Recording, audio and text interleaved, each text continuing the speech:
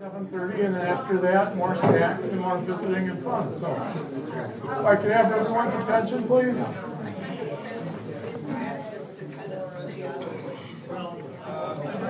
And it's looking like, I guess it's looking like we could almost guarantee that we have a quorum here. Lawrence, yes. I don't want that. Lawrence.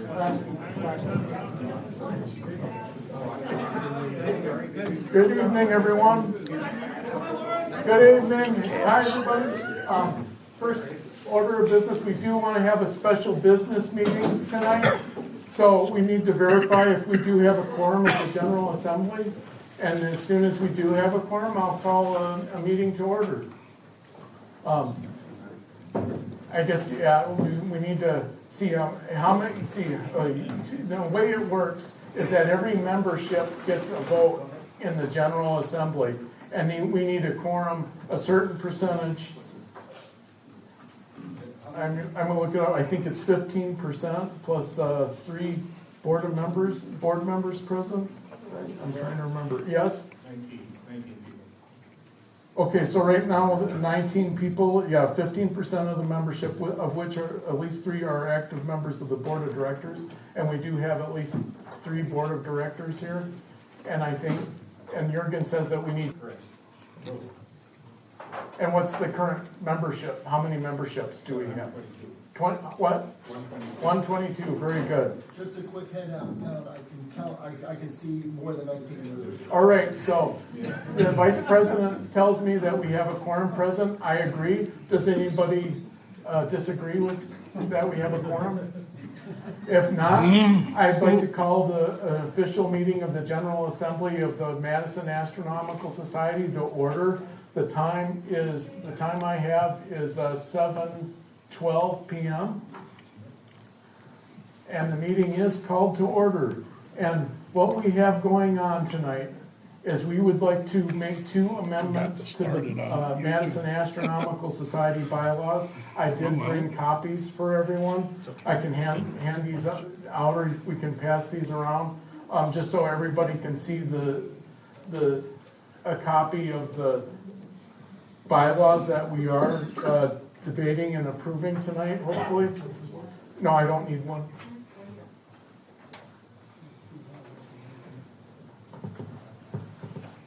I'm going to take your word for it that this is the same as was in the past couple of emails.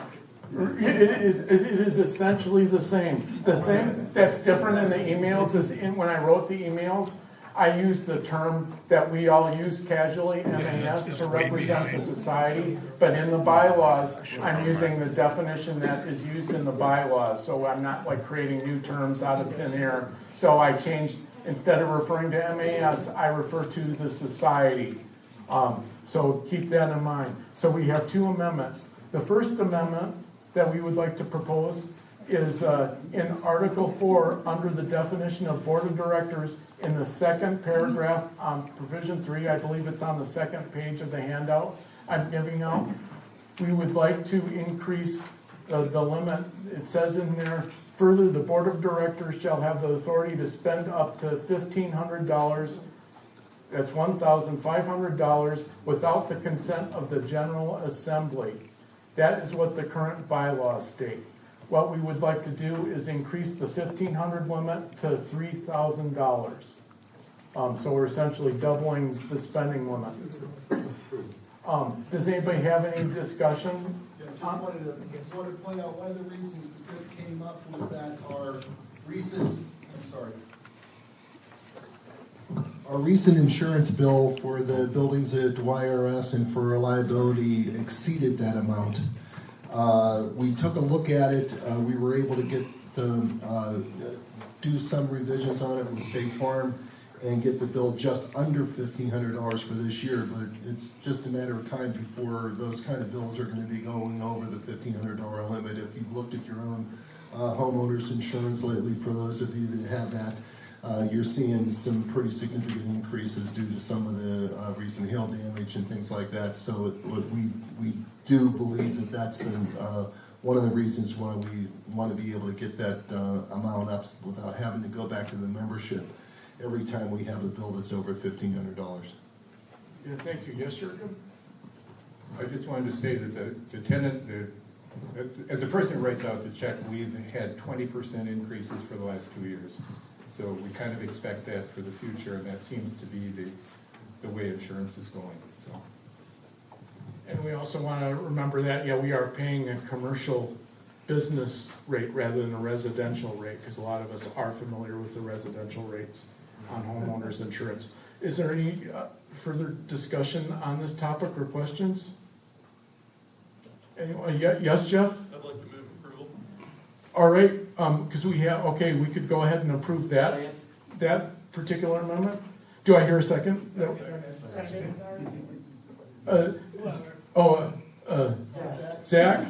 Zach, so we have a first by Jeff Schockler and the second by Zach, trying to, Holcomb, Zach Holcomb. Is there any further discussion? All those in favor of approving this First Amendment signify by saying aye. Aye. Those against the amendment signify by saying nay. Hearing none, in the opinion of the chair, the motion passes. Thank you. On to the Second Amendment. In the Second Amendment, we would like to add to Article 9, which I think maybe is around page 4 of the handout I gave you. Maybe I'll read this out because my email has changed. It's on page 5. Got it.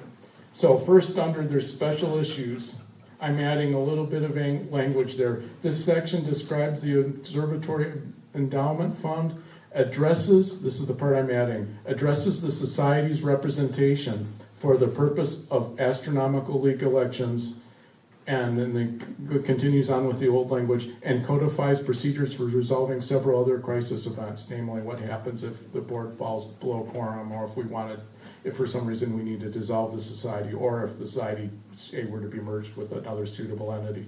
I'm only inserting the language that has to do with addressing astronomical league elections. So then on the next page, I'm adding under section 7 there, that whole section is brand new. So everyone can read that for themselves, and I'll read it out loud. The society representation during astronomical league elections. The president or the designated astronomical league correspondent, ALCOR, may cast votes on behalf of the society on astronomical league matters in a manner they believe to be in the best interest of the society. Is there any discussion or questions? I have, Yes, Jordan? I have a question about the endowment. When one makes a gift to MAS, it just sends them a check. Does the money go into the endowment or into the operating? We're not discussing the endowment right now. Would anyone like to discuss the endowment or answer the question? Yes, Jürgen? It's been the practice, if somebody makes a contribution, by the way, a little bit of advertising, we are at 501c3, so it's tax deductible to the extent allowed by law.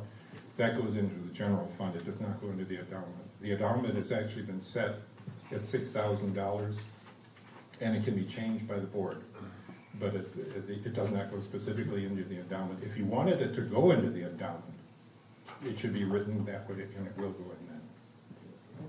Yeah, and then the board could make a motion within the board to increase the size of the endowment to reflect that contribution if that was something that we wanted to do. Is there any other discussion or questions regarding? Oh, yes, yeah. Discussion. Clarifying question. Should there be a disagreement between the president or the designated ALCOR representative, how would that be resolved under the language of this amendment? We're a friendly group, but... Yeah, and I think in that situation, because the way we handled it this last time, there was an astronomical league election that happened around June, and we had to return in a timely manner. We had to return in a ballot proposed changes to their bylaws and also an election of an officer. And the way we addressed it is we had a formal board meeting and had a motion of the board in that way. So does anybody, yes, Jack? Yeah, I serve as the ALCOR, and the ALCOR doesn't have any authority. I imagine the way this would happen was our club gets a proposal for a vote, and I would discuss it with the president and say, here's what I might think would take, and then one of the two of us would correspond with either the national body or the regional body. But we have a club vote, it's not that everybody gets a vote.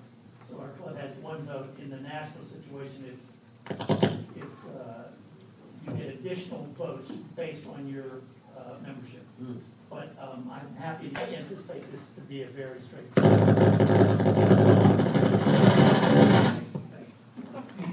Hope that helps. Yeah, I think my philosophy, and I think any president of any organization should have the philosophy that, yeah, the president has a special role with special duties and powers that go along with being president, but the president always is under the supervision of the board of directors. Yes, Rick? The way it's worded, it says the president or the Alcor.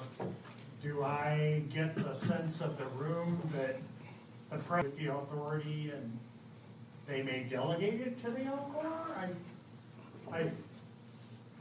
That's how I would interpret it, but how I does? take Zach's point that, I don't wanna see you and Jack at fisticuffs. No, I'd pay to see that. Yeah. So I think it is slightly vague that there does exist somewhat lack of specificity of what could actually happen here, but I don't think it's worth codifying further, because I don't think this is like the Constitution of the United States. If you run it for hundreds of years, you will kind of find those edge cases, and the edge cases might be severe. This is for voting in elections of a third party organization, and I'd be in favor of just leaving it as Lawrence wrote it. actually, yeah, Kevin wrote it, and just, Kevin wrote it. I'm gonna hand the mic to Kevin in a second, but again, it says, yeah, in a manner they believe are in the best interest of the society, so that's the key language of whatever is done is, it has to, best of my belief, or Jack's belief, has to be in the best interest of the society and not my personal interest. We left it purposely a little vague, simply because the situations that come up normally are just so routine, and we just didn't want to have to call a membership meeting every time we wanted to, every time they wanted to change an officer in the Astronomical League, or they wanted to make a slight change in their bylaws. Those things come out and we look at them. They're not going to affect us most of the time, and they just want an agreement from our side, and this was just to expedite that. In the event there is something that's going to be impactful, the intent was for, that was going to be impactful on our society, the intent was for then Lawrence or the Alcor to bring that up to the attention of the membership so it can be discussed. Yeah, yes, John?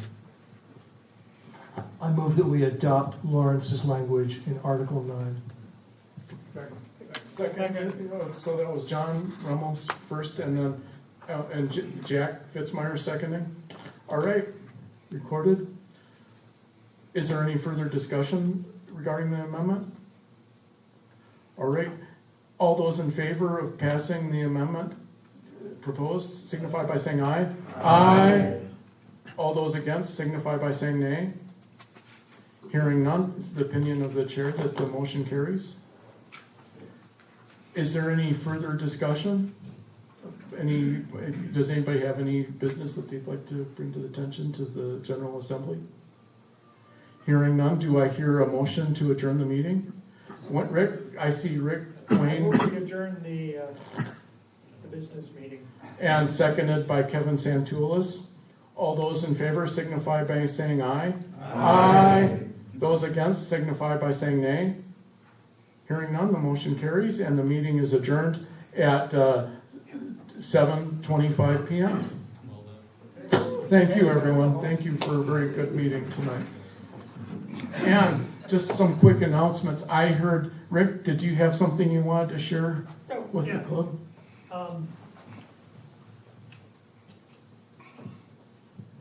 A few of us are going to go in together on renting a spectrophotometer to calibrate our monitors over the next week. So it's going to be here on Wednesday. We have 4 people already agreed that we need to get the thing to. But if we can fit anybody else in and somebody wants to do that, we're certainly willing to talk to you. What brand? It's a Color Monkey. It's the- not all crossover. Are Right. usable. Right. It's a spectrophotometer that works with both a monitor, and you can use it on your printer too. I've done that too, so that what you get out of your printer is as near as possible what you're seeing on your monitor, which will be congruent with some standard. So just see me if you need to get that done. That sounds like a lot of fun. Thanks, Rick. Thanks for inviting me. It's not, really. And also, we have a meeting coming up next month, and, I should find I wonder where I put my clipboard. There it is.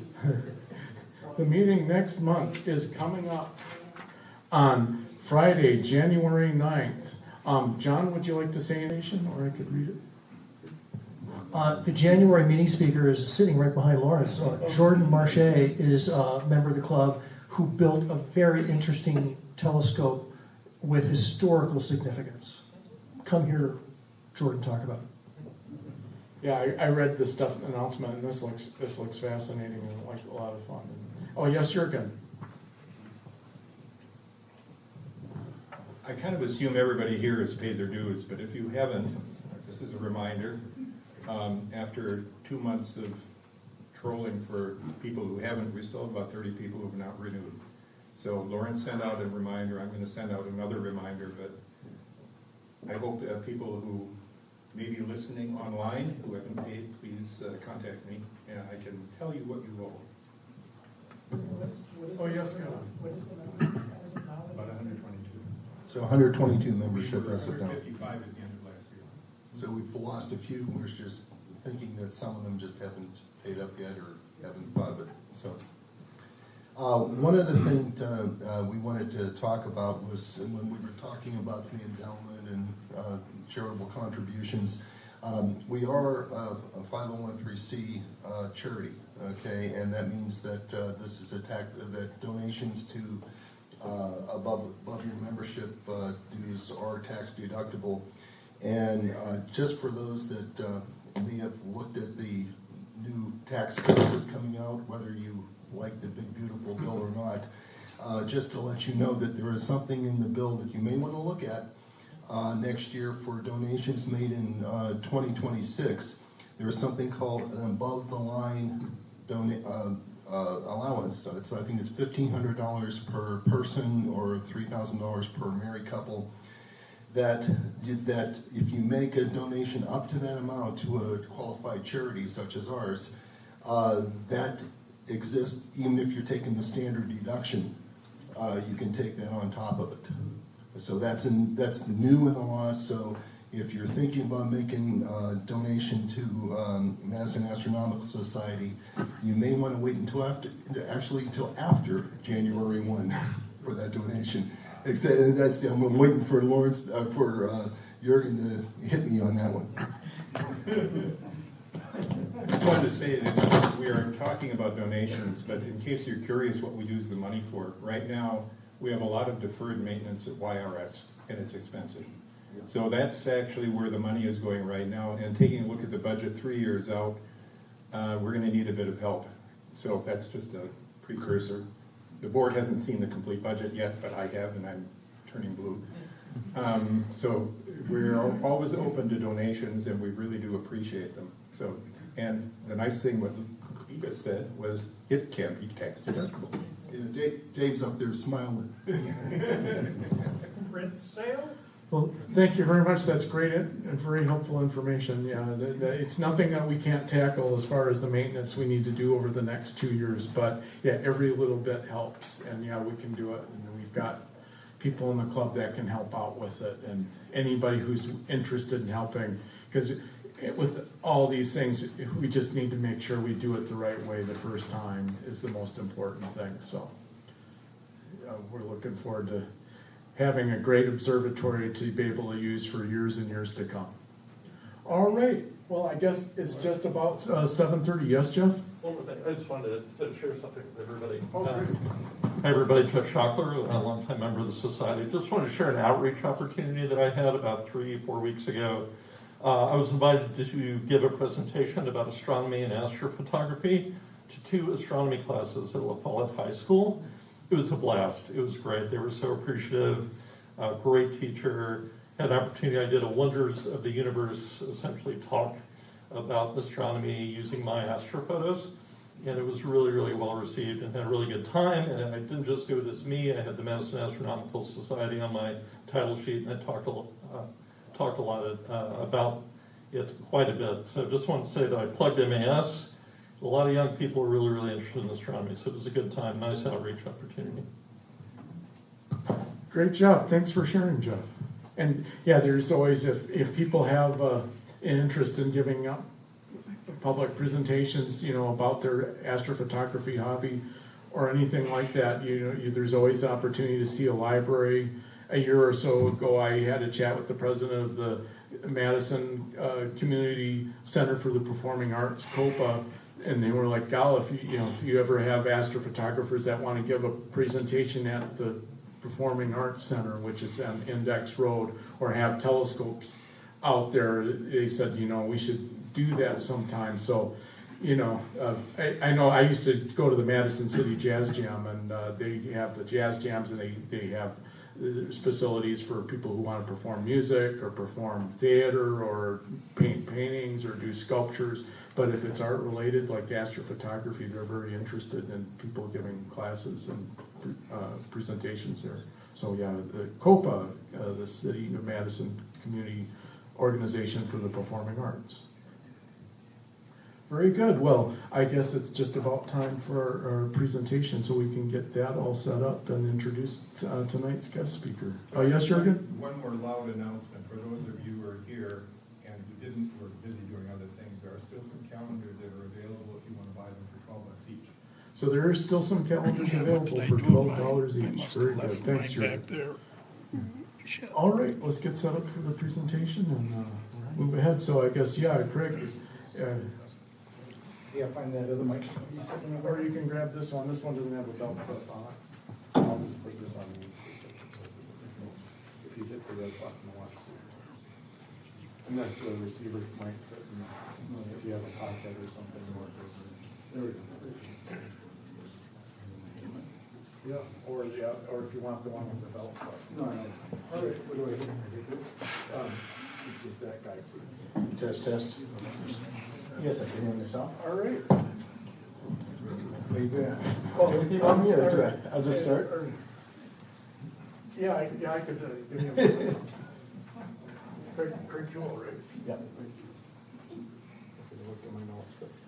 All right, so tonight we have with us Craig Jewell, who's been a member of the society for about 2 years. Just about 2 years. Just about 2 years, and he's been right off the bat. He's just been very energetic and very interested in engaging with the Moon over Monona Terrace events, and I'm very happy to have him participating in what we're calling the ad hoc committee for Monona Terrace, and he's also been a great help for other local outreach events. I remember the one down on the library mall this spring, and all sorts of different places. I think Rick could probably name a few of the other events that he's helped us out with recently. It's pretty much all of them. Pretty much all of them. So yeah, we're all, like all the rest of us that are very helpful. We're very grateful to have Craig to help us out with all these outreach events and engage people and introduce people to the hobby, and especially if you're not familiar with telescopes and you're not familiar with binoculars or other ways to do observing. Craig is here to help you out tonight. So I am very pleased to introduce to everyone Craig Jewell, one of our very esteemed and excellent and awesome MAS members. Thank you, Craig.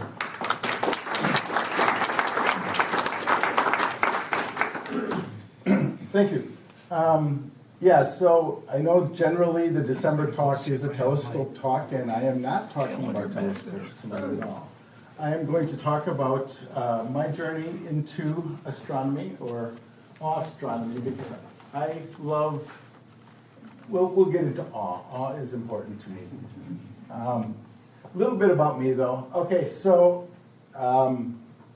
my earliest memory, I wasn't 3 years old. I was 2 3/4. I was a toddler, sitting there between my parents, and they kept waking me up. I'm a little sleepy kid, and they're telling me, this is important, you gotta see this, this is history.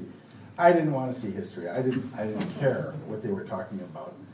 And yeah, the date was July 20th, 1969. Something important was happening, and I was being jostled awake repeatedly. And I did manage to wake up for that moment. There were delays. I remember this, and I was under 3 years old, so pretty interesting first memory. Being that age, growing up then, we all were interested in this space race, the Apollo missions, the shuttles and stuff like that. And I was pretty fascinated with the stars as well. But I didn't really do anything with that. I wasn't a stellar science student in school, but I just loved to get out and look under the stars at night. And I always thought someday I'm gonna own a telescope. Someday I'm gonna learn a little bit about astronomy. And it remained that way. It was a someday thing. I just never did anything with it. And about 10, 15 years ago, we were having a backyard party, a bonfire, and kids and dogs running around. My buddy Norm, sitting back there, Norm comes over, sets up his scope in a corner of the yard, and he says, "Craig, you want to see the Pleiades?" I said, "Yeah, well, sure, why not?" Walked over. And he points it out in the sky. There's, these 6 dots. Okay, cool. And I looked through the eyepiece. I was dumbfounded. I was utterly awestruck. I mean, it wasn't 6 dots. It was so much more. I took my eye away and looked at the sky again because, is this some kind of trick? I mean, it was a mind boggle on me. And there in the scope are all these stars.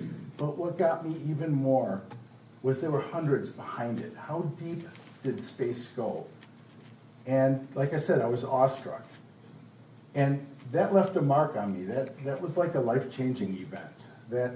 I've told the story. Poor Norm's had to hear me tell the story to strangers. But it changed my life. It kind of changed my focus of things. However, I still didn't get around to buying a scope. Had young kids, had things going on in the house, I had work to do and stuff like that. But somewhere around COVID, I finally bought a scope. I got myself the introduction Celestron here, $220. I thought I bought a pretty good deal. I mean, works with the smartphone, it's got all this cool stuff, and I got it all set up, and I was so happy. And I couldn't see much through it at all. I did not know what I was doing. I took it out a couple times. I kind of got annoyed, and it kind of just sat there. And we're getting ready for Christmas 2023, and my wife says, you haven't used the thing. It sits here. It takes up space. It's going to St. Vinny's. Someone else gets it, unless you do something with it, like now. Well, I can't let that happen. I mean, I bought this thing, and I've got good intentions, So I go to the web, and I search for a telescope instructor in the Madison area. And what comes up? Something called the Madison Astronomical Society. And within 2 weeks from today, they're having their annual telescope clinic. Bring your scope, walk in the room, we'll help you out. I couldn't believe my luck. I thought, I had no idea that there was such a thing as the Madison Astronomical Society. I just didn't know. And, but I'm not a person who's just gonna boldly walk into a room and do that. So I called Norm up, I said, "You're coming with me." We loaded the scope up in one of our cars, I don't remember. We drove here. I didn't even bring it in. But we got to the meeting and took our seats, and everyone seemed to know each other, but here we are, new people, and this is gonna be cool.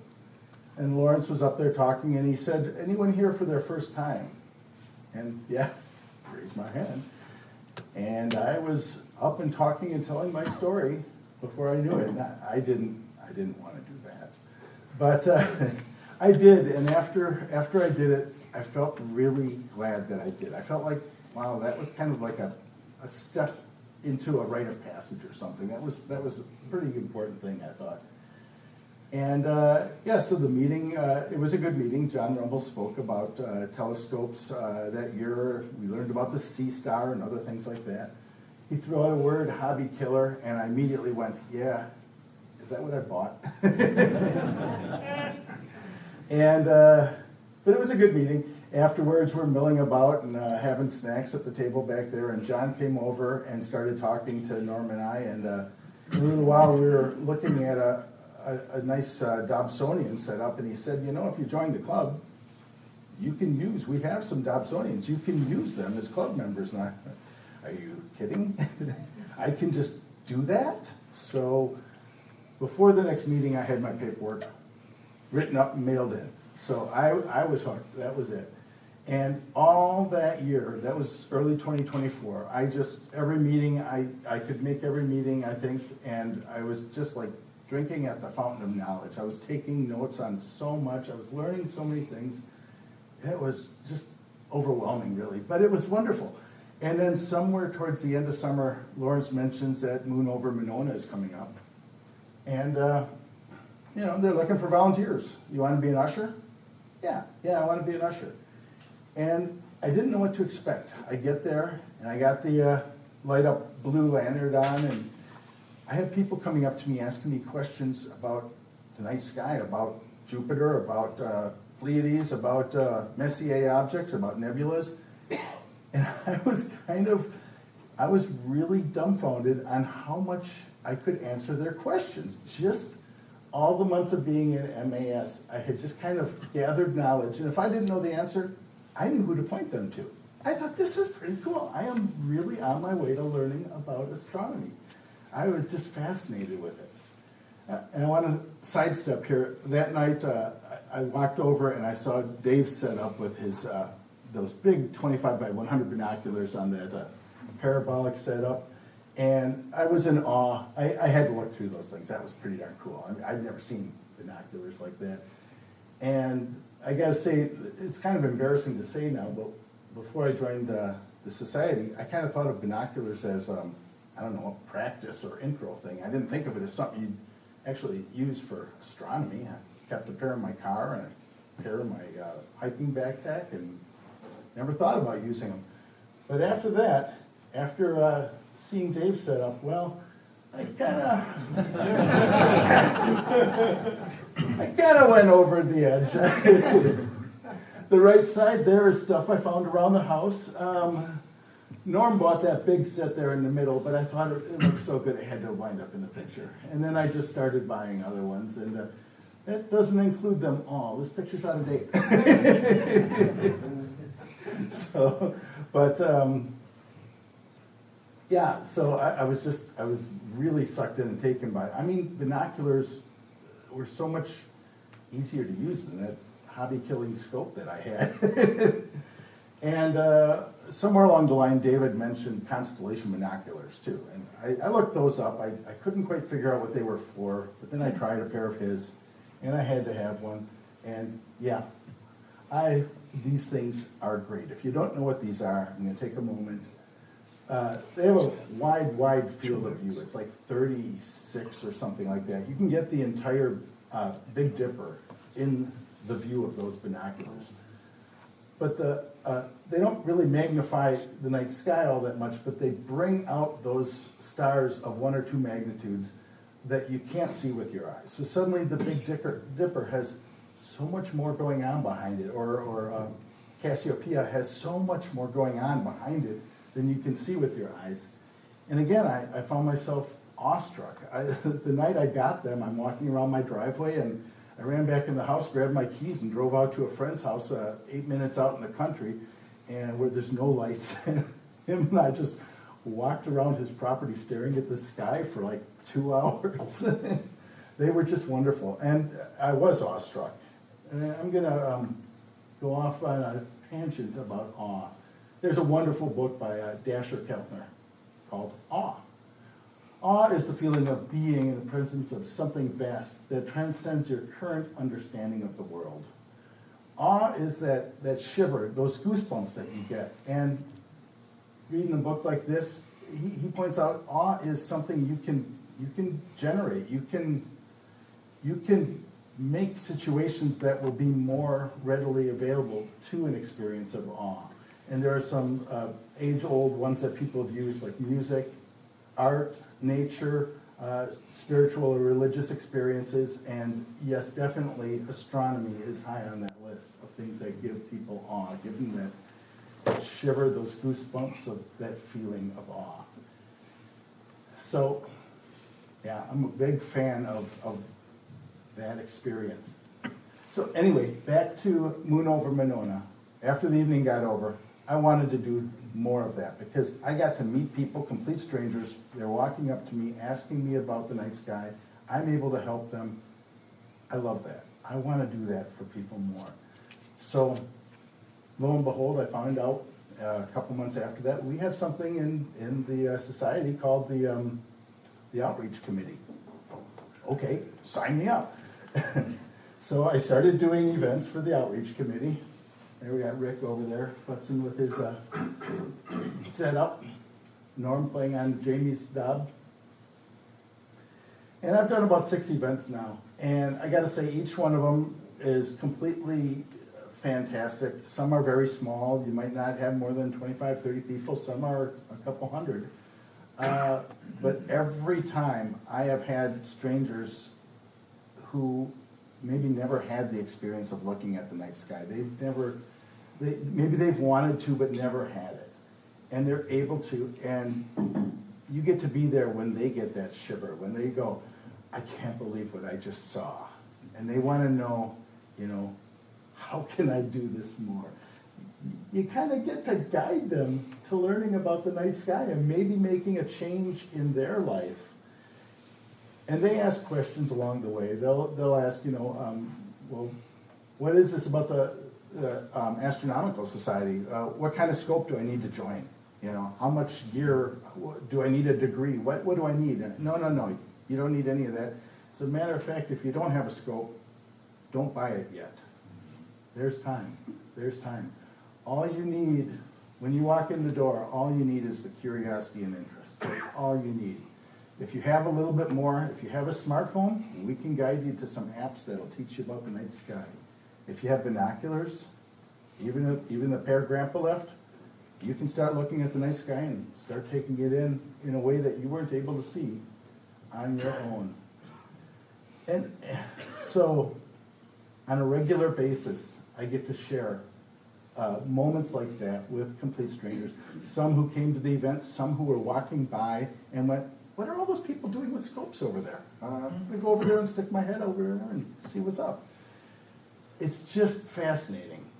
So what I want to talk about at this point is when a person is interested in the club, what is MAS to new people? And, I tell people about this. I give them the website. I encourage them, and I think some of them have shown up. I'd like to get more of them to show up. But I think it's kind of maybe a little intimidating to walk into a room like this. Everyone knows each other. Everyone's known each other for a while and has a common experience. I know it was intimidating for me.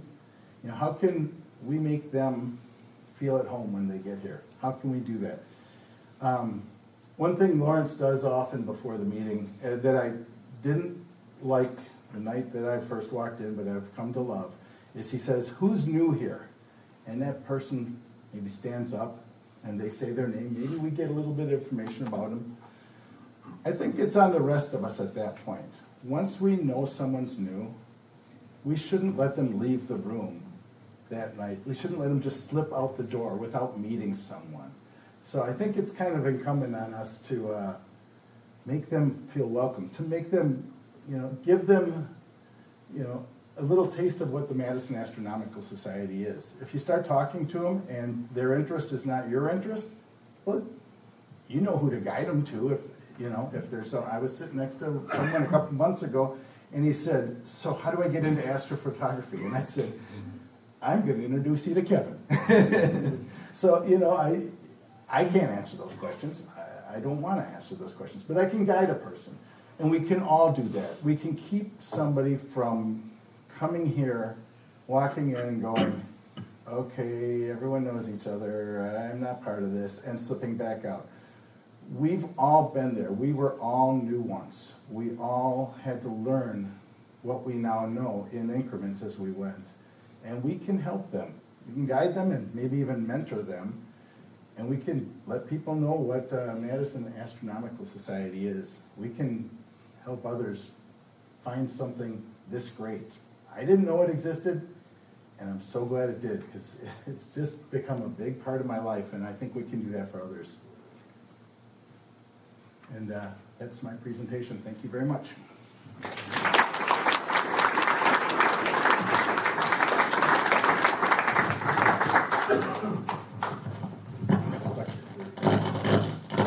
So are there any Craigs in the room tonight from 2 years ago when he was new?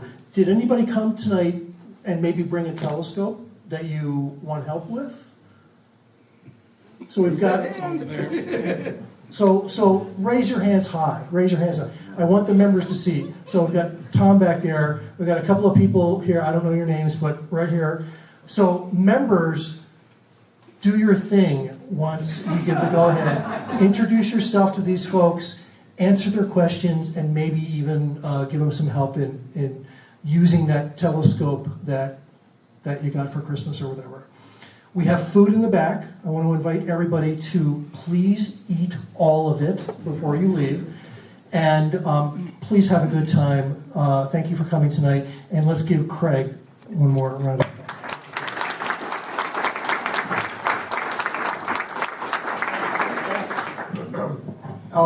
I have a little hobby shop and I made some coasters and keychains, so feel free to help yourself. Take one. Thank you. Are they back there on the piano there? Yeah, he's showing, have a look at them. Thank you so much for bringing those and sharing. And I guess